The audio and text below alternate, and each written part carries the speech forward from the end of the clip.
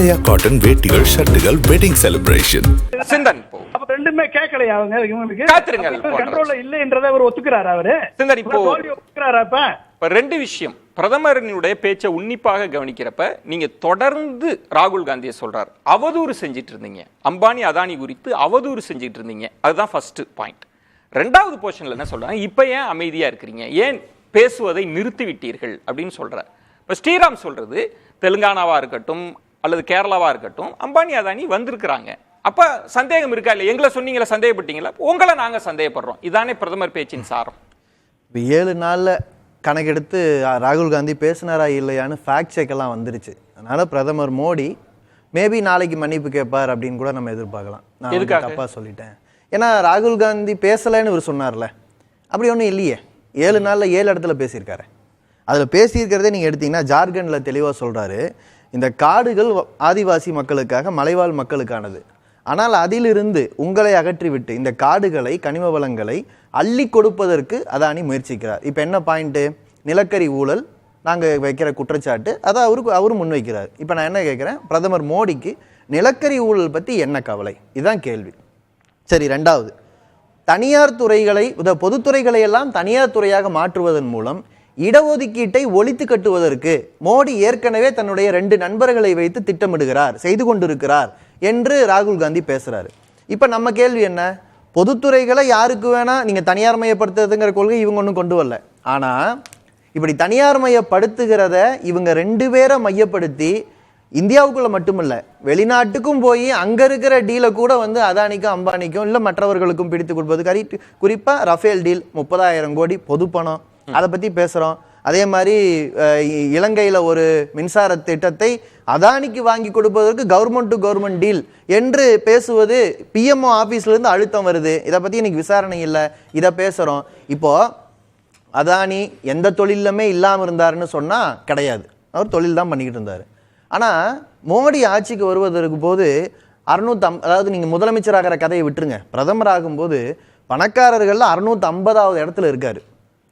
அதுக்கப்புறம் 10 ஆண்டு கழிச்சு, 10 ஆண்டு கூட இல்லை, 8 ஆண்டு கழிச்சு பார்க்கும்போது, அதுவும் கொரோனா காலத்தில் நாமெல்லாம் கடனாளி ஆகும்போது உலகத்தின் நம்பர் 1 பணக்காரர், இந்தியாவில் இருக்கக்கூடிய நம்பர் 1 பணக்காரர், ஆசியாவில் நம்பர் 1 பணக்காரர், உலகத்தில் நம்பர் 1க்கு நெருங்குறாரு.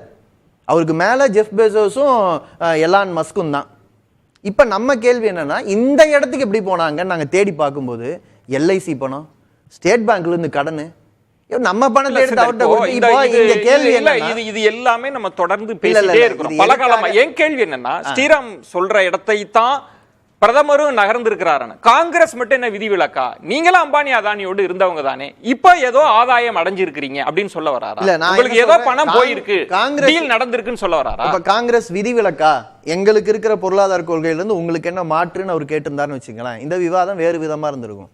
இவர் வந்து அதானி அம்பானியை காப்பாற்றுவதற்காக இந்த வாதத்தை மோடி வைக்கிறார். ஆமா, காப்பாற்ற. ஏன்னா ஒரு 5 நாளா பங்குச்சந்தை சரிவை சந்திச்சுக்கிட்டு இருக்கு. அதுல நீங்க அதானியுடைய பங்குகளை பாத்தீங்கன்னா அது குறிப்பாக சரிவை சந்திக்குது. ஏன்னா செபி வந்து ஒரு விசாரணை அறிக்கையை விட்டு அதை கேட்டிருக்காங்க, கேள்விகள் கேட்டிருக்காங்க.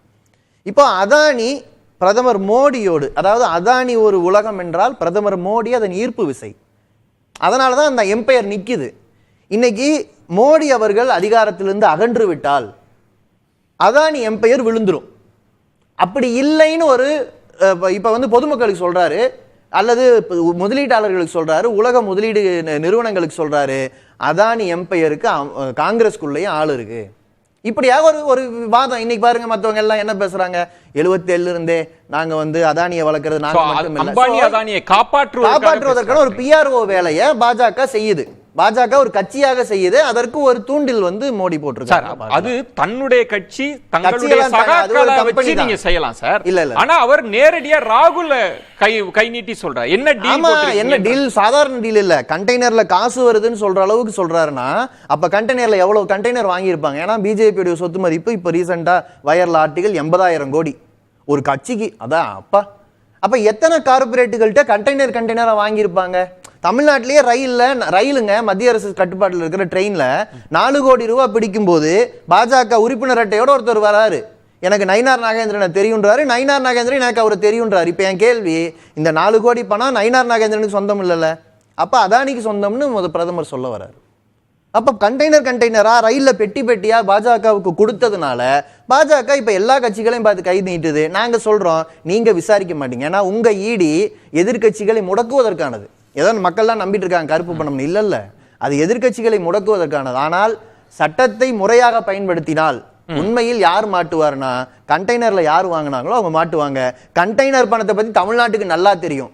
ஸ்டேட் பேங்க் வந்து கை கொடுக்கும், இது எங்க காசுன்னு. உங்கள் பார்வையில பிரதமர் வந்து அம்பானி அதானியை காப்பாற்றுவதற்கான முயற்சியில காங்கிரஸையும் இதுல இழுத்து விடுவோம். நிச்சயமா. ஏன்னா நாங்க கொள்கைகள், அதாவது நீங்க பொருளாதார கொள்கை விஷயத்துல இவர்கள் பேச வந்தார்கள் என்றால் இவர்கள் மாட்டிக்கொள்வார்கள். ஏன்னா பொருளாதார கொள்கையில உச்சத்துக்கு கொண்டு போனவர் மோடி. அதனால இப்ப அவங்க என்ன பண்றாருன்னா, நான் மட்டும் இல்ல இவங்களும் அப்படித்தான் சொல்ல வர்றாரு.